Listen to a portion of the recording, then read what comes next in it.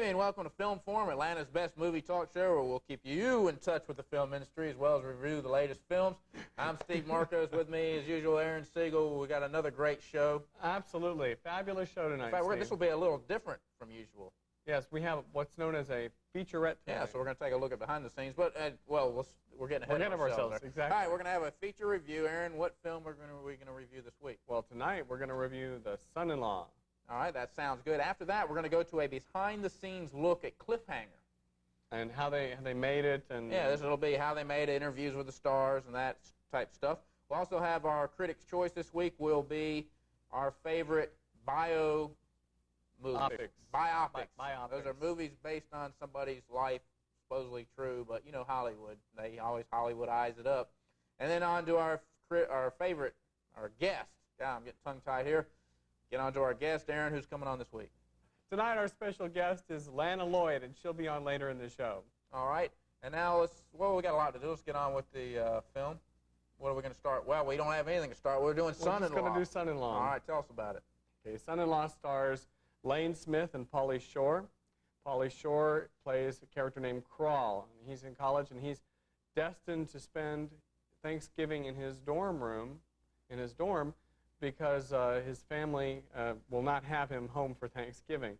So a girl dorm mate feels sorry for him and brings him home to her parents. And she's trying to keep her boyfriend, her steady boyfriend, at home from proposing to her. So what she does is she presents this situation to Pauly Shore, or to Crawl, and Crawl ends up telling everybody that they are engaged. Lane Smith plays the father, or the father-in-law, and is outraged at this whole situation. And what we've got now here is a scene from Son-in-Law with Pauly Shore and Lane Smith. Here's the scene. You ever pick out your own turkey for Thanksgiving? Yeah, Stouffer, Swanson's, and Butterballs.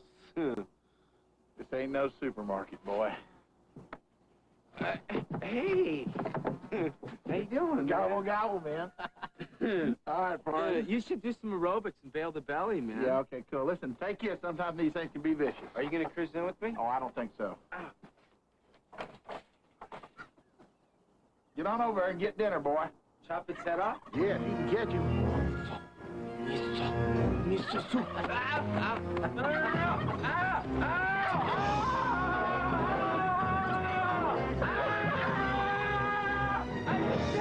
Sam told me to do it! Stay back! I was just dead!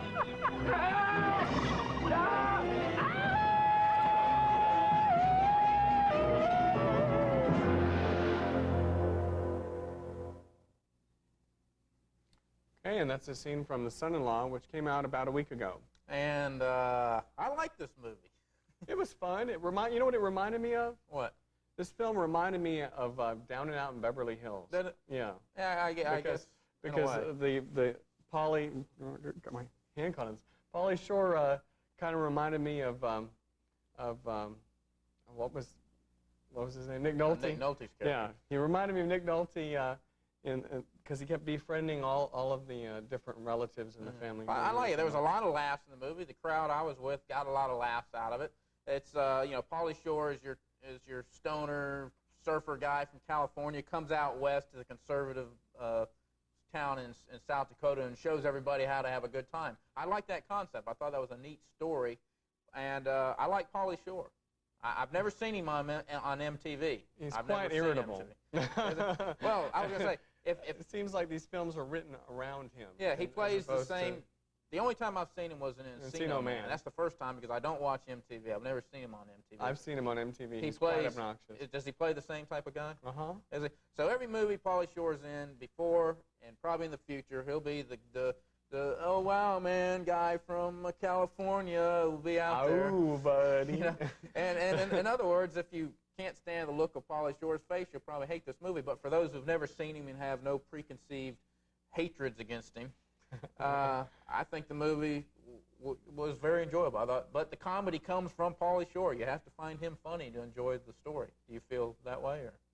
I thought the story was kind of enjoyable. Well, if you hate Pauly Shore, do you think you would like this movie? Well, I mean, I sat through it. I mean, it's like and I liked Encino Man too.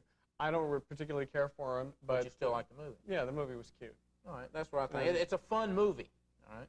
And I'm going to give this movie 3 stars on the fun movie scale because I gave Jurassic Park 3.5 stars. I'm not saying this is near as good as Jurassic Park. You got the serious movie scale, and then you got the fun movie scale.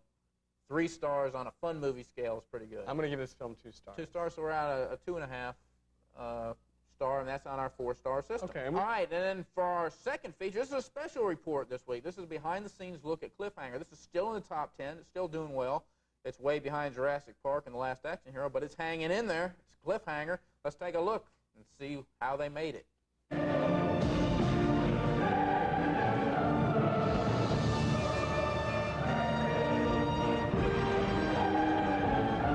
Stop! I mean, don't show anymore. It's a cliffhanger, remember? Forget the harness. There's no time. I'm going for it. Sylvester Stallone plays mountain climber Gabe Walker, who loses his nerve and leaves the mountains when something goes wrong high above the valley floor. Sarah, reach out! Sorry, Gabe, you're almost there. Janine Turner, and I play the character of Jessie. She's a mountain ranger, and she climbs mountains, but also she's a helicopter pilot. And she's the love interest of Sylvester Stallone, as they call him here. Almost a year later, Gabe comes back for Jesse and also gets a chance to reclaim his confidence if he can overcome the odds. John Lithgow, and I play Quaylen. He's about the baddest of the bad guys. He's the leader of the bad guys. You know what love is, Crystal? No.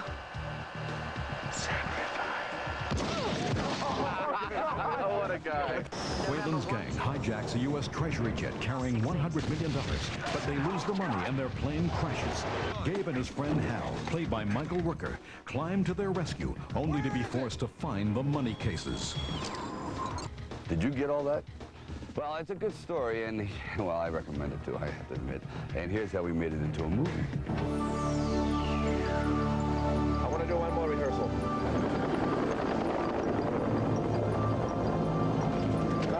Okay, pictures up. Rolling and stop.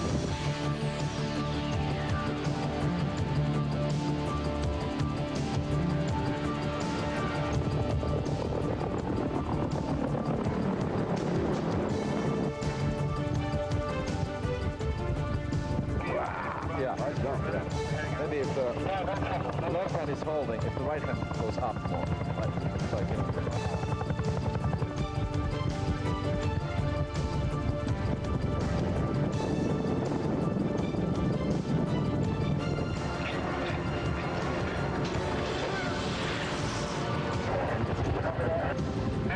Safe. You have to change through cooking. Where are you, Walker? And this is really his big comeback to the genre where he is the strongest. Keep your arms and legs in the vehicle!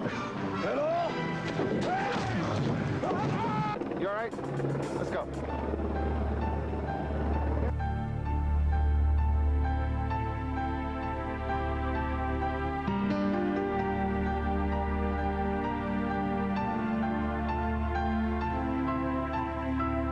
Now, what I was looking for really was something that was extraordinarily difficult and also had a kind of a fresh premise.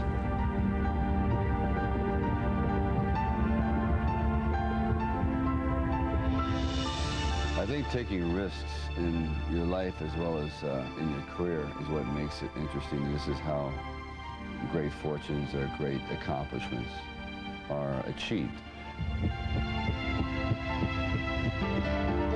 Well, after Die Hard 2, I was looking for another movie that could give me the same kind of thrills, yet give me more in terms of the characters and relationships. And Cliffhanger was the perfect movie because it is an old-fashioned action-adventure movie.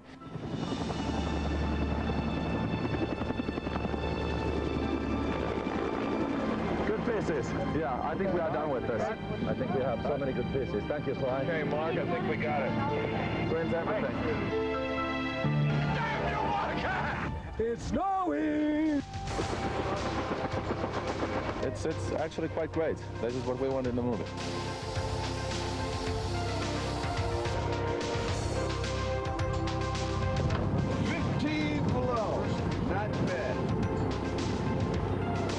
Well, I think movie movie making doesn't get harder than what it was in Cortina. It was always snowing, blowing, very cold. We're in very high altitudes where it's very hard to breathe, and it's very hard to get the equipment there, very hard to get the actors to actually go on the edge of the mountain. This is like walking cryonics. No one's going to age up here, you know that.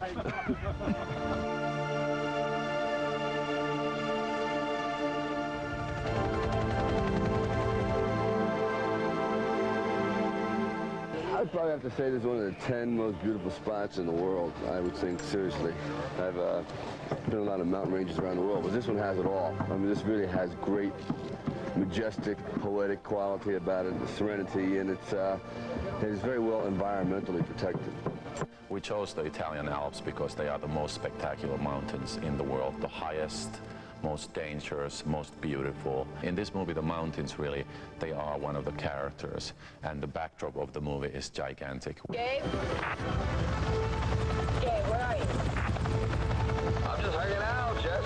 Well, I don't recognize the face, but the butt does look vaguely familiar. And of course, when you're doing a movie about the mountains and people and the adventure taking place on the mountains, you have to play with the altitude, the height, and the danger of falling.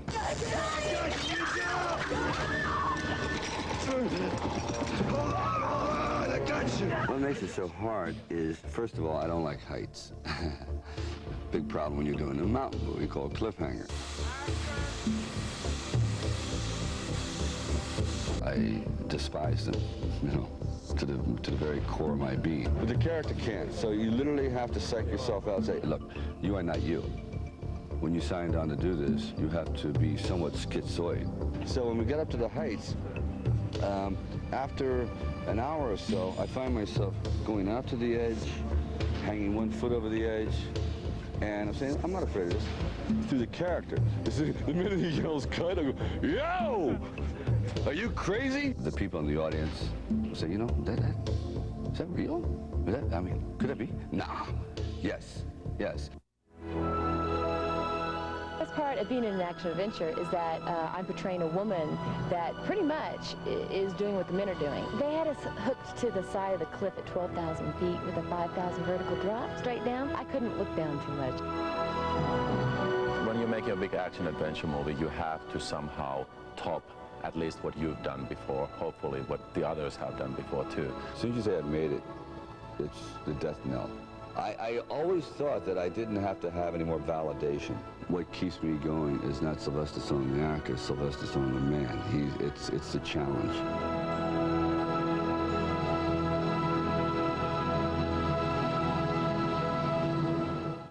All right, and that's a featurette from Cliffhanger. Hopefully that might have given a little insight into a little bit how of they filmmaking. made it and stuff. I was real curious about how they did some of those scenes. Well, it was all filmed on location. In the Italian Alps, right? Yeah, believe it or not, something like that. All righty, well, let's get on with our home video releases. Let's find out what's going to be coming out this week on home video. Okay, this week on home video, we have The Crying Game, which won an Academy Award for Best Script. And we gave that 3.5 stars. That's The Crying Game. And we had a lot of nominations, too. And we also have Unforgiven.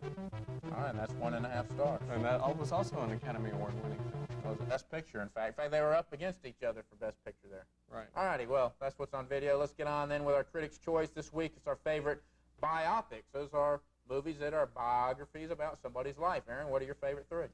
Okay, these were kind of easy.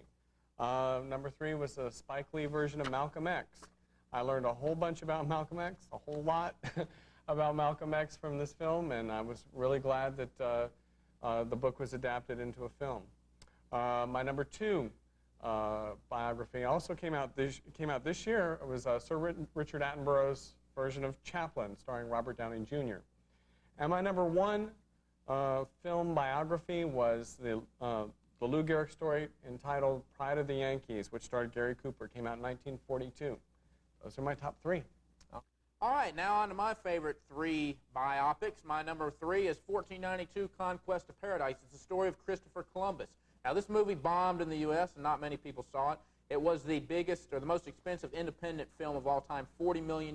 It was a Spanish, French, and American production. So it's going to make its money back overseas because it starred Gerard Depardieu, and he is the Arnold Schwarzenegger there over in France. It's directed by Ridley Scott, and any of you that have seen Blade Runner or Legend know that he's one of the few directors that have this incredible visual style. Beautiful cinematography. It was no nominations, I can't believe it. The set, the sound, everything is technically wonderful. And if you really want to see good filmmaking, check it out. The story, you know, it's interesting. Christopher Columbus. Second biopic, favorite of all time, Born on the 4th of July. Now, this is the story of Ron Kovac, who's the all-American boy who thinks the biggest fantasy is to go off to war. So off he goes to Vietnam, catches a bullet, and comes back crippled. He's paralyzed from the waist down. Interesting film, very heart-wrenching film. It's in about 3 parts. A lot of it has to deal with Tom Cruise plays the part of the young Ron Kovac. He's gung-ho, and then it's off to war, a beautifully filmed war scene, which is probably why the film was nominated for Best Cinematography. And then on to the part that really disturbs a lot of people is the Veterans Administration Hospital and some of the atrocities that went on there. My favorite of all time, Goodfellas. This is a biography on Henry Hill, on a book called Wise Guys. Henry Hill grew up parking cars for the mafia, then grew up and became part of the mafia until he got busted for cocaine in the late 70s or 80s and became a state's witness and is now in the witness protection program. This is an inside look at the mafia. That's why it's so interesting. It's the closest you can get to the mafia without joining up, and director Martin Scorsese calls it the mob home movie. Wonderful film, nominated for Best Picture, Best Director, Screenplay, etc. It won Best Supporting Actor Joe Pesci, who does a marvelous job as Tommy DeVito, who is Ray Liotta plays Henry Hill in the film, and Pesci is his sidekick or his buddy. Those are my favorite documentaries. All right, well, let's take a look at the pay-per-view this week. You want to do that? That's a great idea. Sounds like a great idea. All right, this is what's on pay-per-view this week. We have Used People, which we gave 2.5 stars when it came out. It's been on pay-per-view for quite a while now. Yeah. Bob Roberts, which neither of us have seen it. We've got to see it. We've got to see it. We called her 2 weeks ago, 3 weeks ago. Told us to see it. It was one of his favorite political comedies. And A River Runs Through It, which we gave 3 stars, and Howard's End, which we gave 2 stars. Academy Award nominations for River Runs Through It and Howard's End, and last year's Oscar nominations. Each week on Film Forum, we have a special guest. This week is no different. We'd like to welcome Lana Lloyd.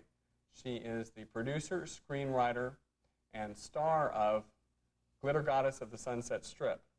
And we'd like to welcome Lana to the show. Hi, it's a great pleasure to be here, guys. Very nice.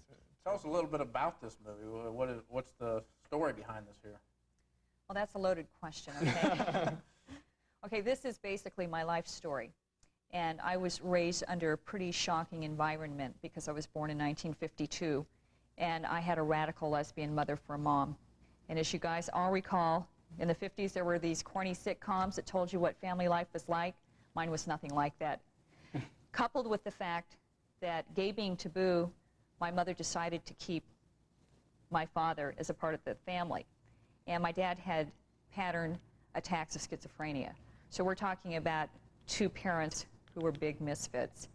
And so it was a very, very difficult childhood for me, and full of tremendous battles and emotional highs and lows and roller coaster curves and all that kind of thing. I felt like I'd lived in a silent prison for so long that in the early 80s I formulated an organization called Children of Gay Parentage. And that's pretty much where I was able to talk about and release my feelings of what it was like growing up with such a drastic man-hating mother. But the good part, guys, I have to throw this in for the upbeat bit, is that when I determined my heterosexuality, it was not natural. I did it in rebellion toward my mother's homosexuality because I had to prove to myself that I was basically normal. And that happened during the decadent, sizzling 70s, during the glam rock era. And I was dancing on a funk and glam show like American Bandstand called The Real Don Steele Show, and I was suddenly at access of top pop bands and powerful rock stars. So I had some really great, important people like Alice Cooper and John Lennon helping me guide my sexuality into a little straight arrow. Haha. What motivated you to produce this and produce and write this screenplay for this film? I understand it's out on home video. Yes, the movie is currently released in the home video market, and here in Atlanta, You can purchase it at Oxford Books and Video, as well as Movies Worth Seeing. Okay, and what motivated you to write this? Basically, I needed my final catharsis. I had gone through so much self-help and self-discovery over the years that it reached the point where I had many, many movie offers in Hollywood, especially in the early 80s when I was doing tons of talk shows like Oprah Winfrey and Donahue. And when I ended up getting checked out at the networks, I was very sad to hear that the moral majority ruled and they couldn't tell a story like mine.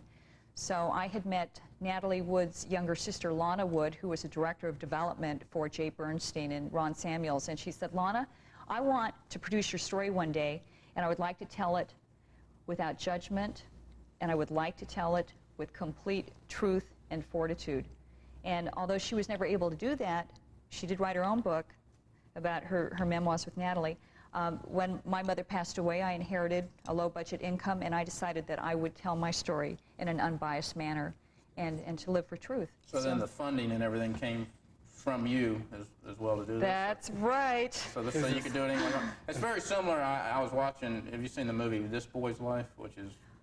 Tobias Wolff. It's about child abuse, isn't it? Yeah, it's kind of, the thing that interests me, it was a movie about this, it's an autobiography about a guy who's not famous. Usually your biographical movies are Gandhi and Hoffa, stuff like that, and it interests me that suddenly this just average guy had a movie made about his life, which sounds kind of like what you've done. Right, well, I defy that whole structure because I knew I had an amazing story to tell.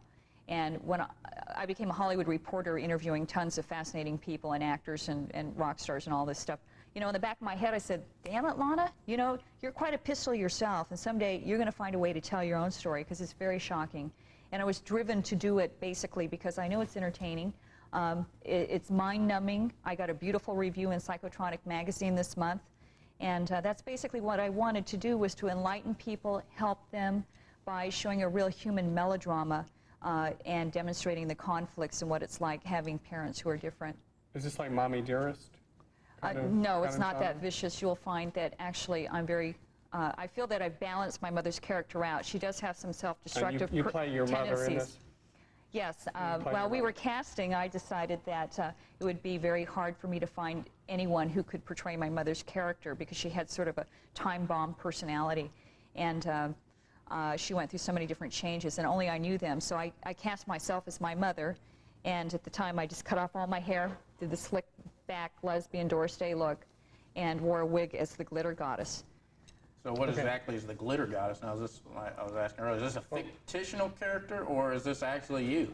The glitter goddess of the Sunset Strip is basically the woman that I evolved into when I became a super groupie on the Sunset Strip from 1973, 74, 75, and 76, and which was my peak era, yes. People actually, the glitter goddess? Yeah, Bill Gazzara, you guys probably heard of the Hollywood old nightclub Gazzaris, and then there was Bill Gazzara, you know, with the go-go dancers and, you know, the Whiskey A Go-Go and that wonderful decadent Sunset Strip mystery. Well, all the club owners on the Strip called me the glitter goddess of the Sunset Strip. Okay, now we have a scene from the film? Yeah, and I would like to build this up just a little bit. I chose this clip because I think it's one of the more campy hoot and holler scenes, but also Alice Cooper was a very heavy love relationship of mine during the 70s, and now he's happily married. But I just learned that Alice and his wife Cheryl have just been hand-delivered Glitter Goddess of the Sunset Strip, and they are to take a look at my tribute to the Coop in my own warped, humorous way, and that he and his wife will be reviewing this movie and giving their comments and interspersing it into a story for the New Times in Arizona. So this is my tribute to Alice Cooper and kind of my And this was shot on setup. Super 8, is that? It was shot, I did tons of talk shows. We have the original talk show format and footage. We have recreated drama, which was shot on video, and we have original 8mm home movies. Okay, so here's the scene.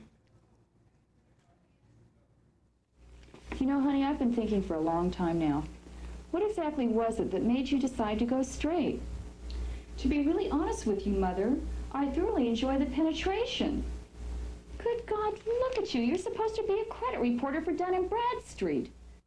You look like your soul has been sucked and possessed by Alice Cooper. He's poisoning your brains, and he's fucking up your head. That man really is a billion-dollar baby killer, isn't he? Alice Cooper has only saved me from going insane from living as your daughter. I'm getting a gang of my butch stompers, and we're going to rev up on our motorcycles in a team to Hollywood. We're going to bash Alice Cooper's brains in, and then we're going to squish them all up, all over the sidewalk of your precious little Sunset Strip.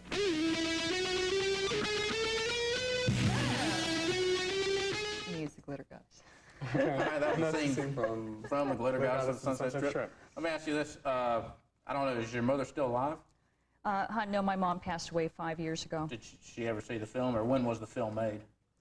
No, she didn't see the film. It was actually completed a year ago. It got hung up in distribution for a year when the movie was almost bootlegged. So that held me back a bit. But no, my mother didn't see the whole movie, but she was on many talk shows with me and knew what my crusade was. And you were making the movie at that time, or at least had the idea? No, she had no idea. I had no idea that I would make a movie. And I'm also a late-blooming actress. When I started this 4 years ago, it was just a compulsive drive. I wanted to tell my story at last and do it my own way, and I had enough money to do it as an underground, low-budget filmmaker. And it's available where? And again, right now it's available at Movies Worth Seeing and Oxford Book and Video in Atlanta. Not rentable. It is rentable. It's a new release. You can actually rent it. You can rent it, yeah, at the video stores. So we'd like to go ahead and thank you for being on our program this evening. That's My great Lana pleasure. Lloyd. Please join us next week on Film Forum, when we'll have 2 feature releases, a Critics' Choice, and a very special guest. That's next week on Film Forum. See you next Wednesday.